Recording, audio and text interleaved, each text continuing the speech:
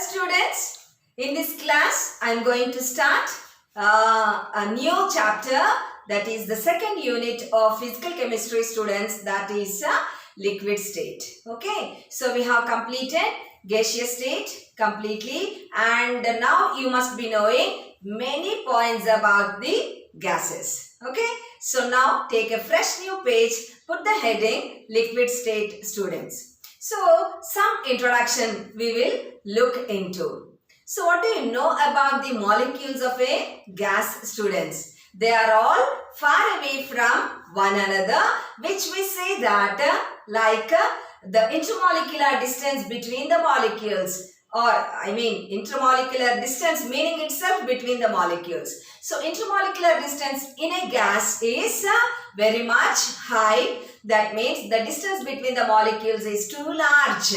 So as this distance is much more in gases between the molecules, what about the attractive forces, students? The attractions also will be less because the distance between the molecules is very much high. Okay, and also we can say as they are far away from one another, they can move freely. The movement of molecules in a gas will be free. Okay, so that is about gases. Now coming to solids. What about the molecules in a solid, students? We all know that solids have a definite shape. Why? What is the reason? Because the molecules in a solid, they are close to one another. We say that they are closely packed, because of which they are in the form of a crystal lattice. Okay, that means they have a regular pattern or regular arrangement of molecules. These are all the points which are familiar to us. Okay, so as the distance between the molecules is less, the attractions among the molecules also, what about the attractions between the molecules will be very high. Okay, in gases the distance is too large, therefore attractive forces will be less, whereas in solids the molecules are close to one another, by which the attractive and repulsive forces will be too high. Okay, and as they are closely packed, their movement is not free. We say that they cannot move freely. Understood this about gases and solids. Now coming to our liquids. What about the arrangement of molecules in a liquid? What about the distance between the molecules? It is the distance between the molecules in a liquid, students. If you observe, it will be less than that of a gas and more than that of a solid. And coming to the molecular attractions also, they lie in between that of a gas and a solid. Okay, therefore we can say that the properties of a liquid also lie midway between a solid and a gas. We know a solid can be converted into a liquid. A gas also can be converted into liquid. Students, this liquid state lies in between the solid state and the gaseous state, because of which we can describe that it is the intermediate state between solid state and gaseous state. Okay, so how are liquids obtained from solids, students? How can we convert a solid into a liquid? By heating. And similarly, how can we convert gas into liquid? By cooling. Okay, so we can say that a liquid can be obtained by heating a solid and by cooling a gas. Okay, so students, write down all these points. I am not writing all these points on the board. Okay, so as the sentences are coming out from my mouth, you please write down in your notebook. Introduction, you put the side heading and write down one below the other. Okay, and students, in gaseous state, while learning Andrews isotherms of carbon dioxide, we have seen or we have learned that at a critical temperature, the liquid and gaseous states of a substance cannot be distinguished from one another. We have learned that point, right? Do you remember? Or else just turn back the pages and check once. At critical temperature, these two states, what are the two states? The liquid and vapor states of a substance cannot be distinguished from one another. Okay, so from this point, what can we predict, students? We can say that liquids closely resemble gases. Okay, that means they are almost alike, they are looking similar. Okay, so from this point we can say that we cannot assure or we cannot surely say that a liquid and gas both are same. Okay, from that point we say that we can say that liquids resemble gases. And coming to some points, they closely resemble solids also. What are those points, students? They are incompressible like solid. A solid is incompressible, okay, but a gas is compressible. Liquids also, if you consider, they are incompressible. We cannot compress a liquid. And one more point, students, like solids, liquids also possess or have definite volume. How can we say a liquid has a definite volume? Because it takes the volume of a container. Okay, so from these points we can predict that, okay, liquid also resembles solids. Okay, what are the 2 points, students? At critical temperature, the liquid and gaseous states of a substance cannot be distinguished from one another. From this point we can say that liquids resemble gases, and as they are incompressible and as they possess definite volume like solids, we can say that they resemble solids. So from these 2 points, we can predict that a liquid might have an orderly structure like a solid and also a disordered structure like a gas. Okay, but what exactly is the point, students?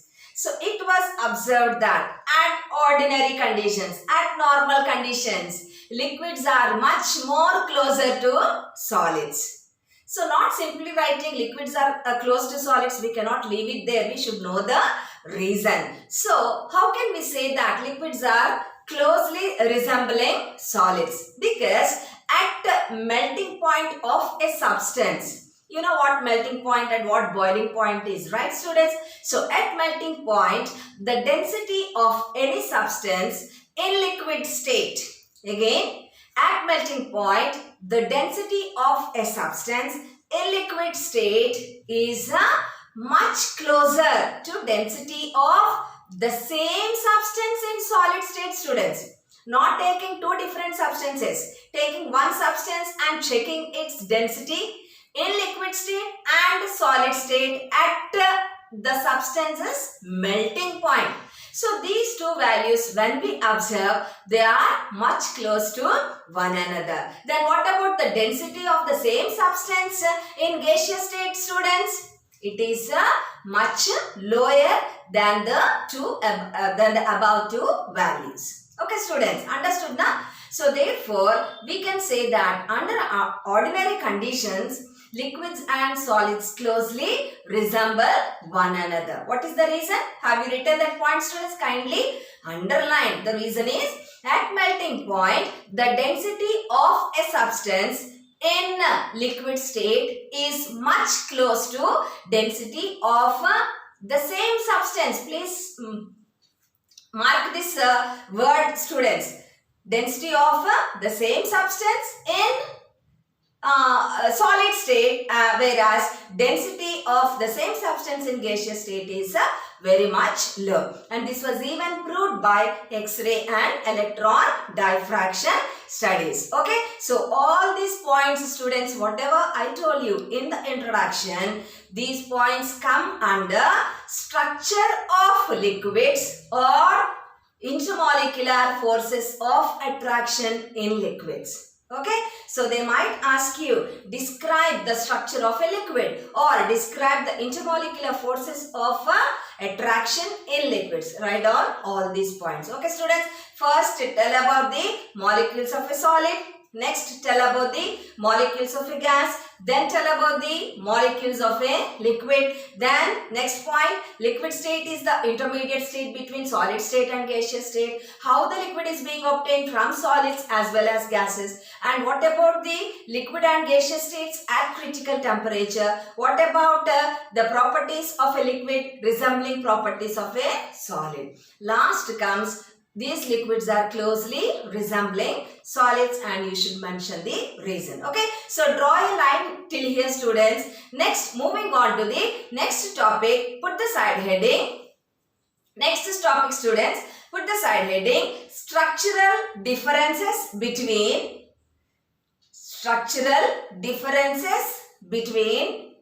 solids, liquids and gases. Structural differences between solids, liquids and gases.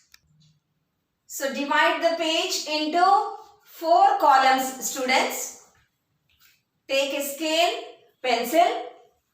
Divide the page into 4 columns.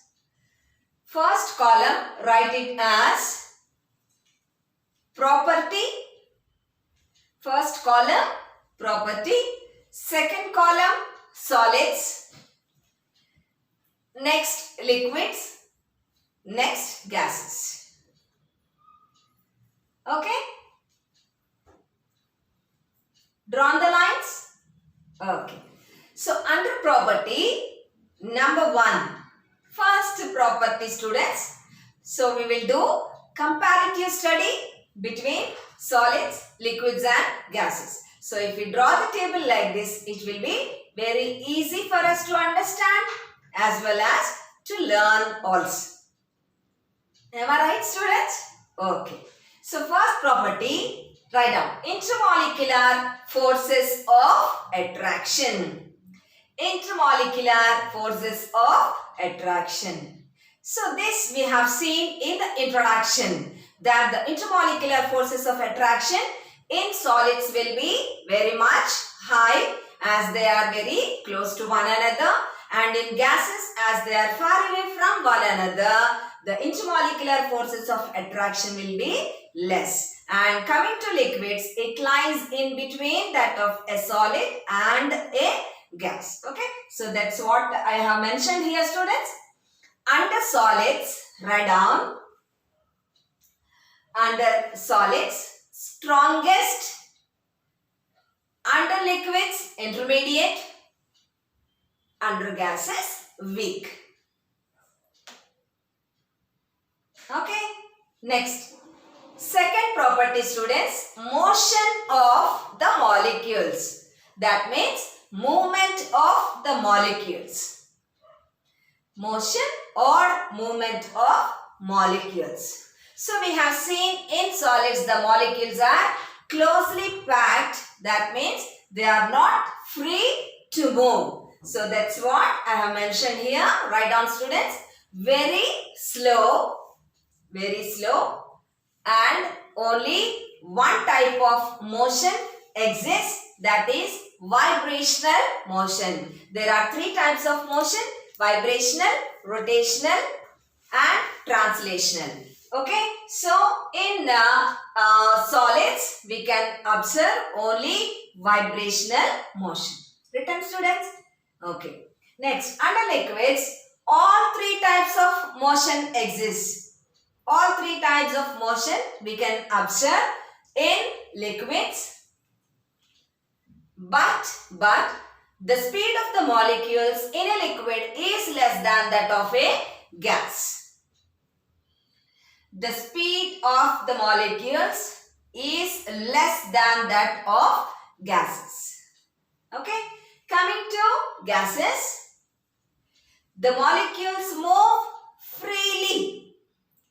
Okay, so that's what I mentioned here, very fast, and all 3 types of motion exist: translational, vibrational and rotation. Okay, that is the second property, students. Next, third property, crystal lattice. Third property, crystal lattice.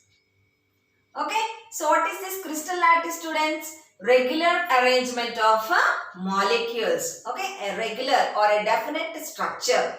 So we all know solids, the molecules are regularly arranged in a regular or geometrical pattern, and hence we can find crystal lattice in a solid. So you can write exists. Next, in gases, completely irregular pattern of arrangement, and hence we cannot find any crystal lattice. Therefore, under gases, no crystal lattice.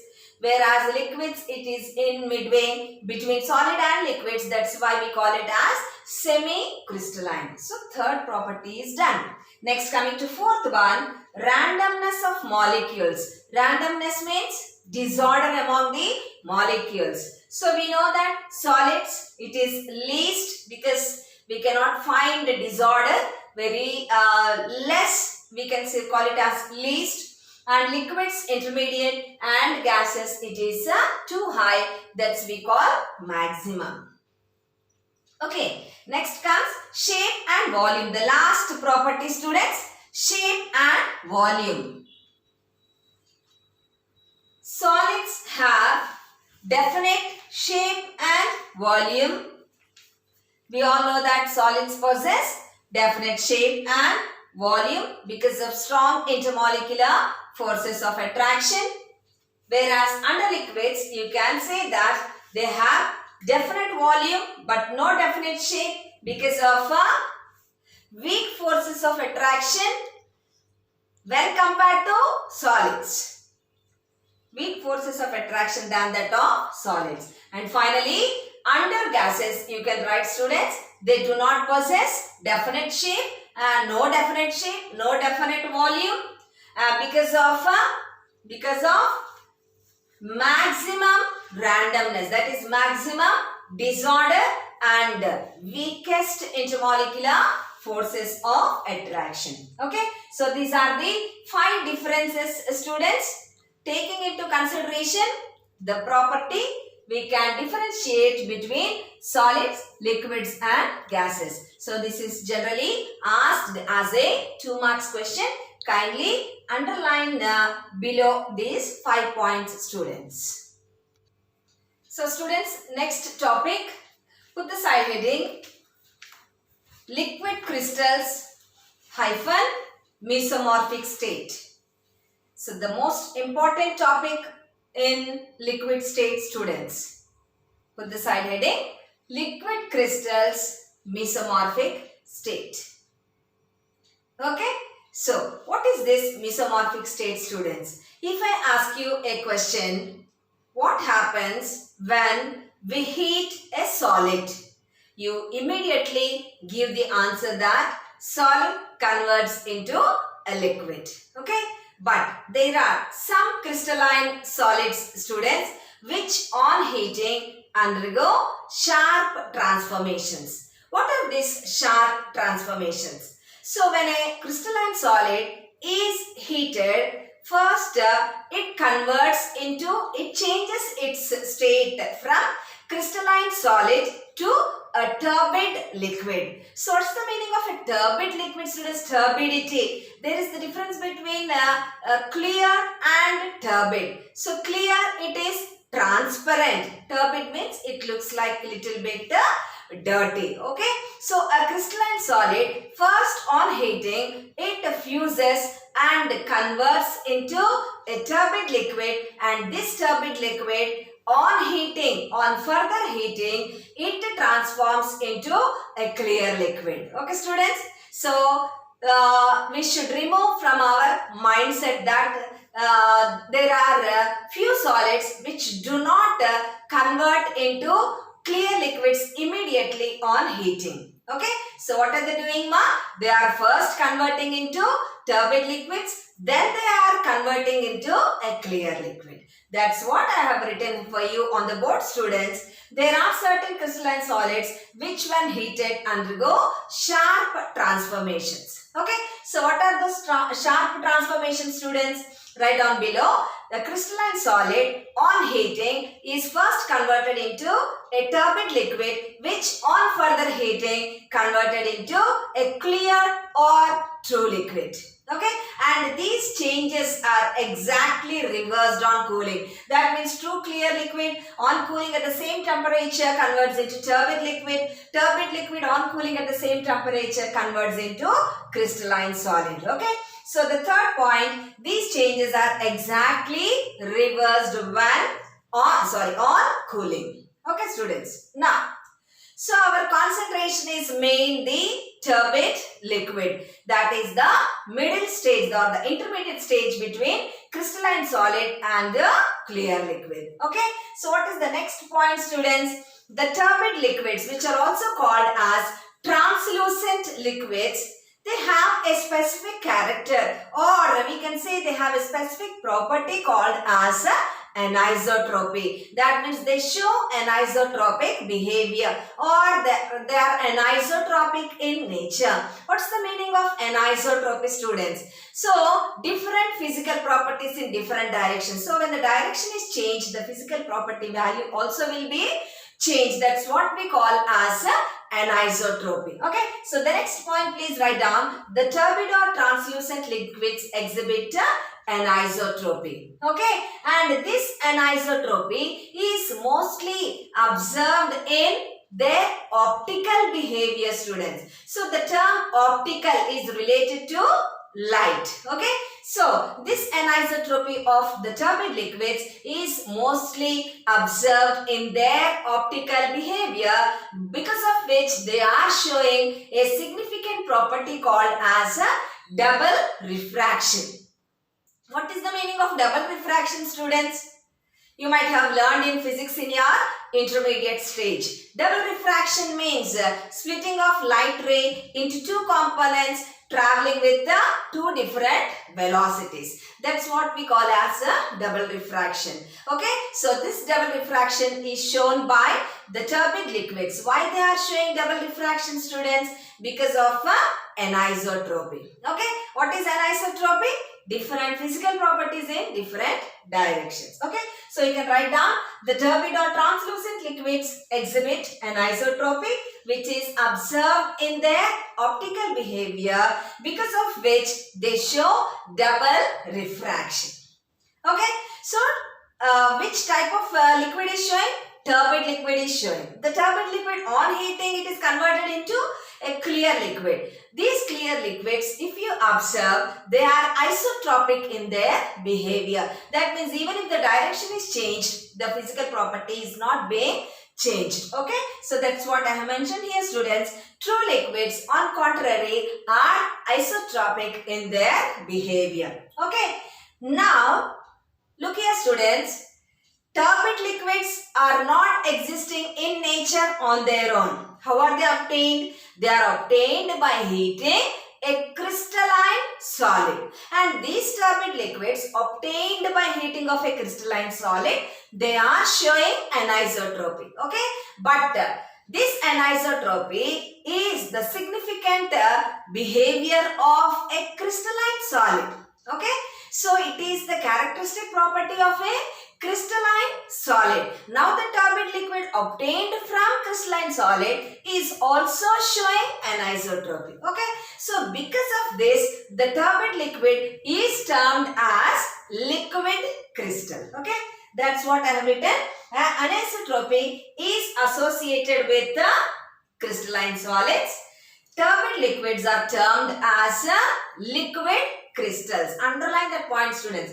Since anisotropy is associated with crystalline solids, turbid liquids are termed as liquid crystals. And this liquid crystal is considered to be the intermediate state between crystalline solid state and the clear liquid state. Okay, and what it does, students, these turbid liquids, as they are lying in between crystalline solid state and clear liquid state, they are showing the properties of both crystalline solids and also true liquids. But mostly they show the properties of clear liquids like viscosity, mobility, etc. Okay, students, have you written?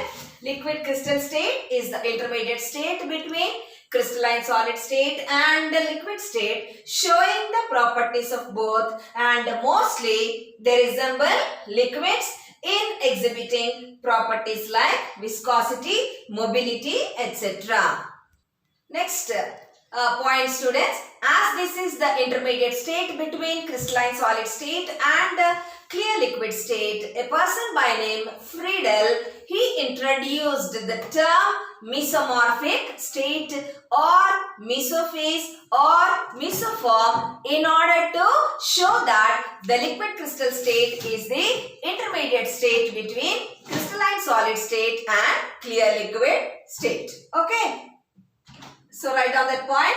Friedel introduced. Friedel, students, spelling F-R-I-E-D-E-L, introduced the term mesomorphic state or mesoform or mesophase in order to show that liquid crystals are intermediate between crystalline solids and true liquids.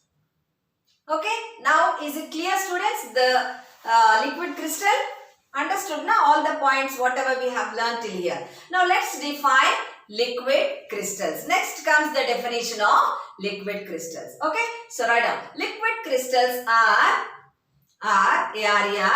organic molecules having put it in inverted comma, students. Liquid crystals are organic molecules having long chains with terminating groups. What's the meaning? Terminating groups, students. That means the chain ends with the groups like OR. What is OR, students? ROR means it is an either functional group. ETHER.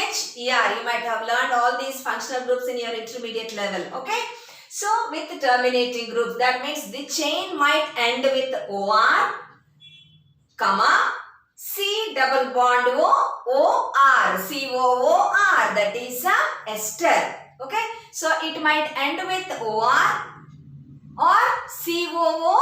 That means it might have an either functional group or ester functional group. And also sometimes they might have groups like C double bond, say double bond in between the chain, in the middle of the chain, C triple bond, and that is CN group. Okay, so it might possess a terminating group like OR, COOR, or sometimes they might have a double bond or a CN group in the middle of the chain. Okay, so this is about the definition of a liquid crystal, students. Written ma? Close the inverted commas. Liquid crystals are organic molecules having long chains with terminating groups like OR, COOR, or they might have a C double bond C, C triple bond N. C triple bond N is the cyanide. Okay, in the middle. Full stop. Next.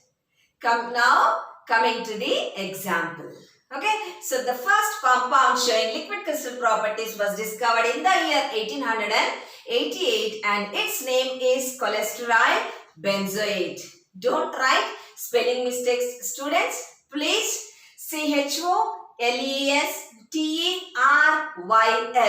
cholesterol benzoate, BENZOATE. It's the first substance showing liquid crystal properties which was discovered in 1888. Okay, so below write down. Cholesterol, don't write CB as there is no space on my board. I have written CB. You write down in your notebooks cholesterol benzoate. Below in the brackets, mention its state, students. So first it is crystalline solid. Okay, on heating up to 145 degrees centigrade, it changes its state. The compound is not being decomposed, students. Please kindly note that point. Cholesterol benzoate, which is in crystalline solid state, when heated up to 145 degrees centigrade, it is being converted into liquid crystal. So again write down cholesterol benzoate.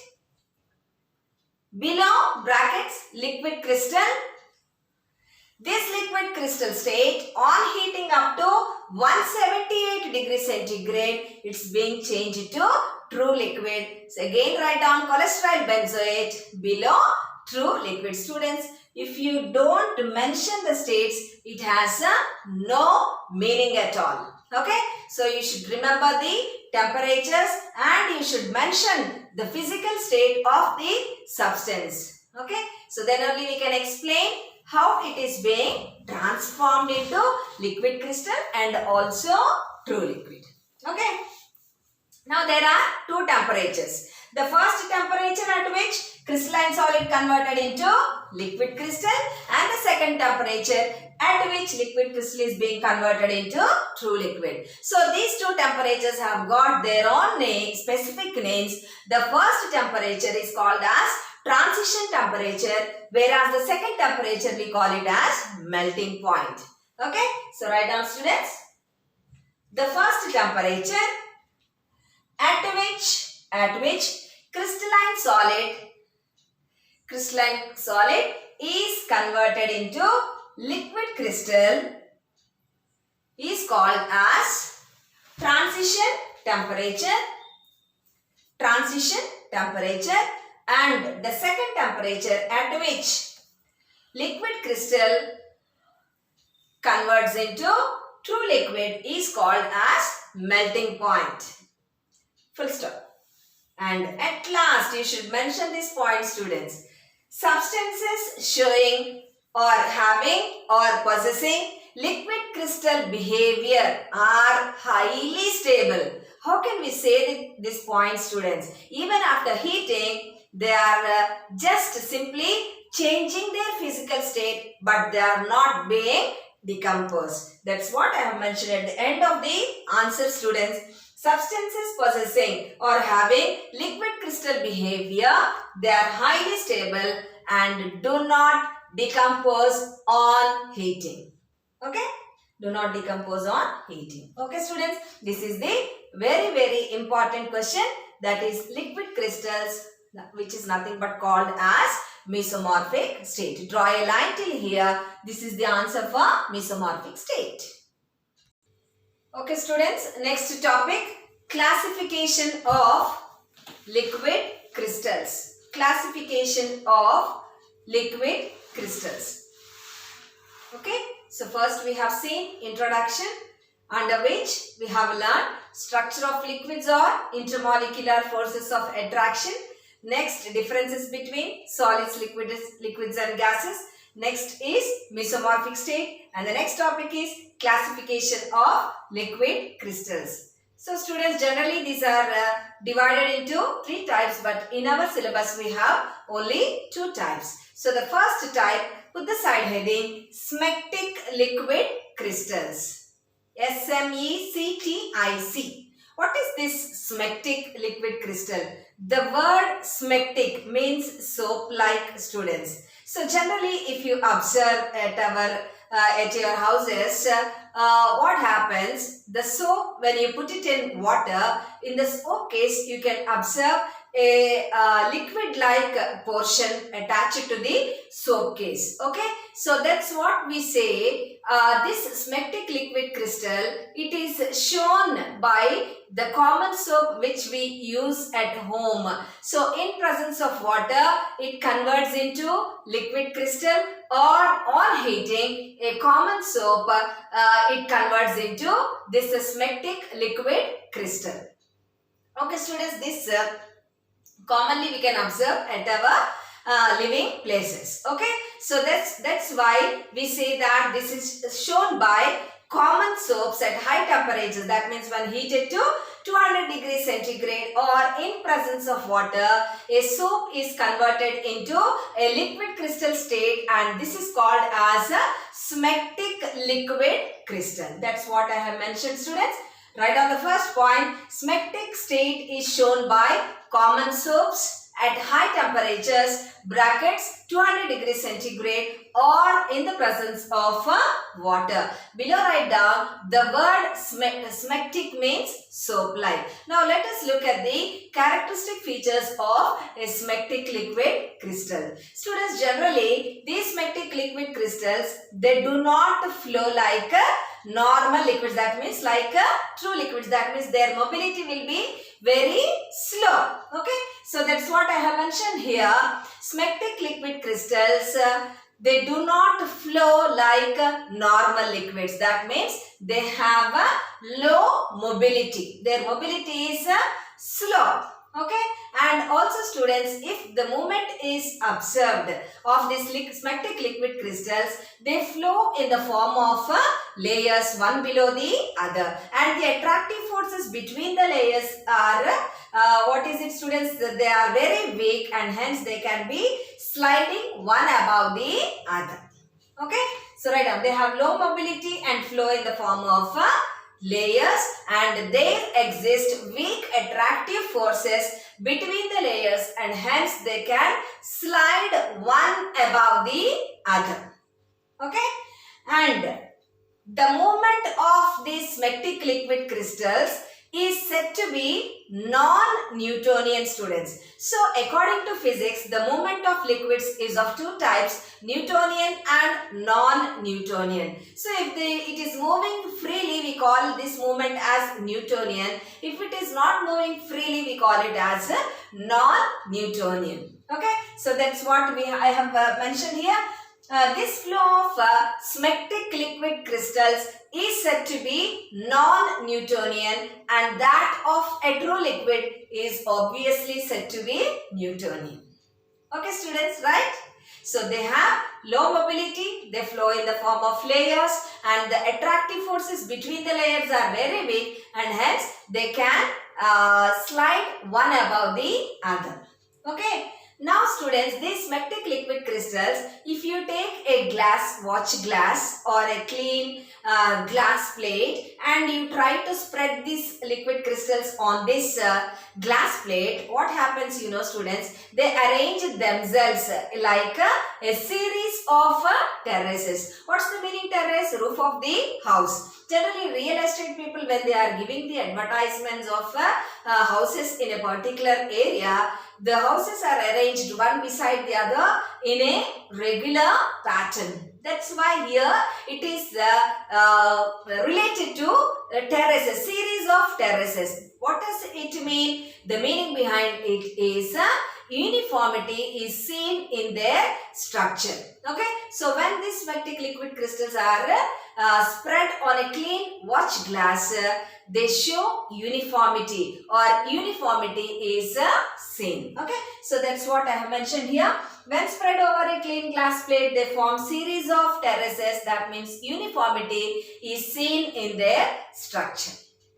Next comes, they are uniaxial. What's the meaning? Uniaxial, students, they flow only in one direction and they are not affected by magnetic field. That means magnetic field cannot change the appearance of the smectic liquid crystals. And the next point, they show X-ray diffraction. What does it mean, students? Diffraction means X-rays are being they bend into dark and light bands. So when these X-rays are passed through smectic liquid crystals, okay, or when X-rays are incident on these smectic liquid crystals, they bend into dark and light colored bands. That's what we call it as diffraction. Okay, so they show X-ray diffraction like solid crystals, but only in one direction. Okay, and also students, when viewed in polarized light. What is the meaning polarized light, students? Plain polarized light. Have you ever heard about this plain polarized light? Generally, we know that light travels in different directions. Okay, but when this light is allowed to pass through a glass prism, we can observe the light traveling in different directions, traveling only in one direction. That is called as polarized light. So when these smectic liquid crystals are seen under this plain polarized light, they seem to have, or they appear like they are having fan-like structures. Okay, they seem to have fan-like structures. So these are all the characteristic features of smectic liquid crystal, students. And finally, the example under smectic liquid crystals. Please write down below all the characteristic properties. Example, Write down students. Ethyl. Here I mentioned ethyl. ETHYL. Para. Ethyl. Para. Ortho meta para positions you know the students. Ethyl para azoxy. AZOXY benzoate. You need not write the structures, don't worry here. Just learn the name of the substance, name of the compound. Ethyl para azoxy. Students, ethyl para, small letter P, don't write capital P. Hyphen azoxy. AZOXY, azoxy benzoate. Okay. On heating up to 114 degrees centigrade, converts into, and also students below this one mention in brackets crystalline solid state.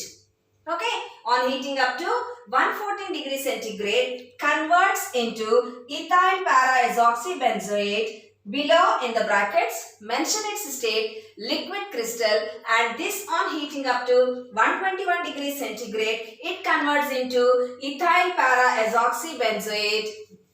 Below in the brackets mention it as clear liquid or true liquid or isotropic liquid. Okay. Okay students, this is all about smectic liquid crystals. Second type of liquid crystals, put the side heading, nematic liquid crystals.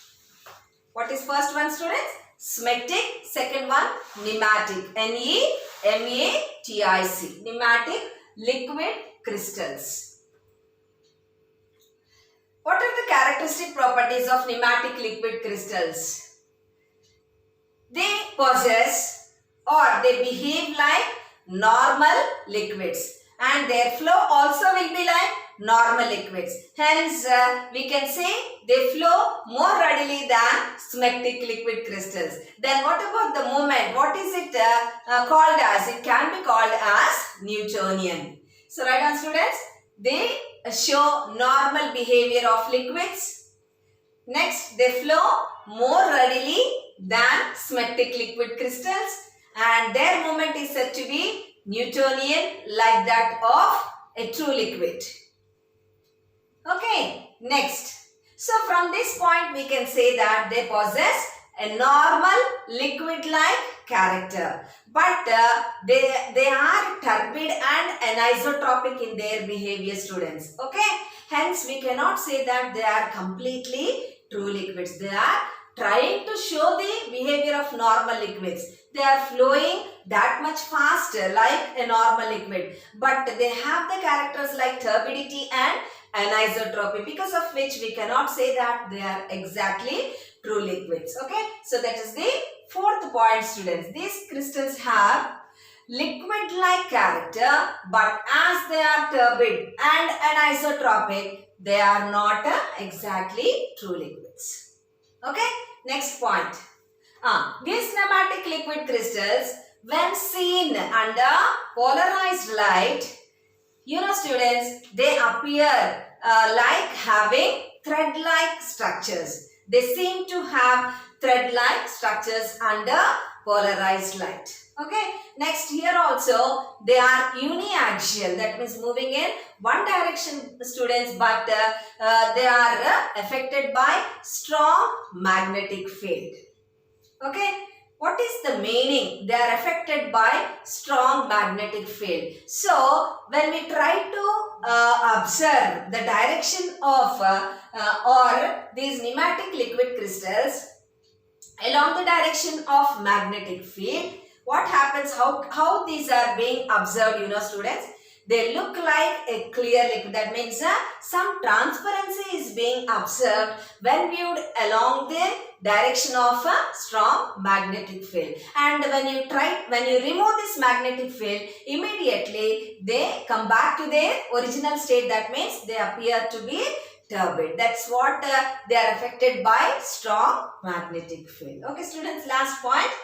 When viewed in the direction of the magnetic field, the turbid liquid appears somewhat clear, and when the magnetic field is cut off, turbidity reappears.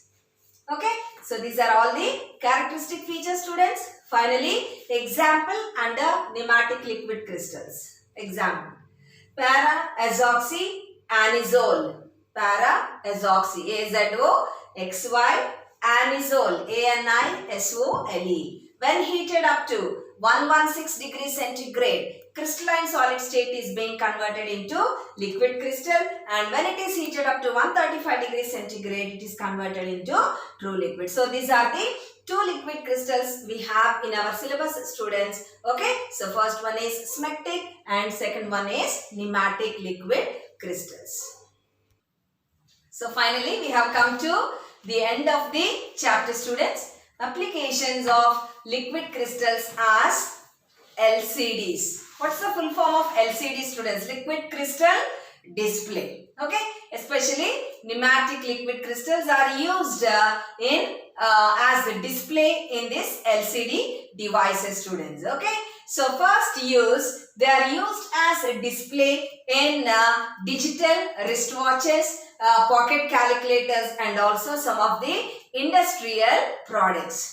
Why these are mostly used as a display? Why these are preferred? Because of the clarity of display in the presence of bright light, and also another feature, students, low power consumption. These are the two important features which make the liquid crystals to be used as a display in these LCD devices, liquid crystal display. Okay, so that's what you write down. First one, they are used as display in digital wristwatches, pocket calculators, and some industrial products. And the second point, students, the two important features which make them more desirable for display are low power consumption, underline, and clarity of display in the presence of bright light. Okay, so how they are being used as a display, students? What exactly is happening? So the next point is that only when a thin layer of nematic liquid crystal is placed in between two glass electrodes, that is the glass coated with a metal. When it is placed in between the two electrodes, what happens? You know, students, the polar molecules present in a nematic liquid crystal, they come out of their regular pattern, because of which it gets or it shows this opaque, or it becomes opaque. So opaque means, you know, right, the meaning of opaque. And on removal of this electric field, that means when the electrodes are being removed, it comes back to its original state. Okay, so because of this property, the liquid crystals are being used as a display in wristwatches, pocket calculators, etc. What is happening, ma? When this liquid crystal is, a layer of this liquid crystal is being placed in between two electrodes, that means we are subjecting it to some electric field. We are applying electric field. What's happening? The polar molecules, you know what polar molecules are, right? So the polar molecules of these nematic liquid crystals, they are coming out of, they are projecting out from their regular pattern. So what is happening? Because of that, they are becoming opaque. Okay, so when it is opaque, only something can be written on it. When it is transparent, nothing can be written. Okay, and when the electric field is being removed, it comes back to its original state. So because of this property, they are being used as displays in so and so products. Okay, students, this is the main purpose of the liquid crystals. And they are also, second use, they can be used as commercial lubricants, and also they are used in detecting tumors in the body by a method called as dermography. And also, students, they are used as solvents in studying the structure of various molecules by spectroscopic methods. Okay, so these are some of the applications of liquid crystals, but the most important one is, you might be asked a question, explain the application of liquid crystals as the display in LCD devices. You know, students, one interesting thing, we have completed liquid state in one class, right? It is short and sweet. You can finish it off within 1 hour. You can learn this and practice this and keep it aside. Okay? Okay, students. So thank you, and thank you for your patience in listening the whole chapter. Okay? Fine. So we will meet you. I will meet you in the next class with the next chapter and a new unit. Take care, students. Thank you. Bye bye.